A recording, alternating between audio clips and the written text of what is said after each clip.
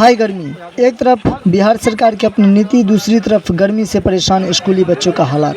आप इस तस्वीर को देख कर के समझ सकते हैं जो किस तरीके का बेचैनी बच्चों में छाई हुई है। बता दें जो ये बिहार के औरंगाबाद ज़िले की ये तस्वीर है।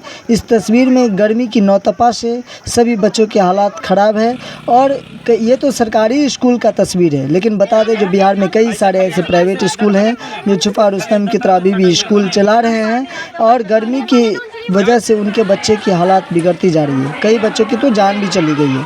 ऐसा रिपोर्ट आता है कि जो बिहार के गया ज़िला, औरंगाबाद ज़िला का तापमान करीब 50 डिग्री प्लस हो जाती है, जिस कारण से बच्चों की और तापमान बढ़ जाती है और उनकी हालात बिगड़ती जा रही है।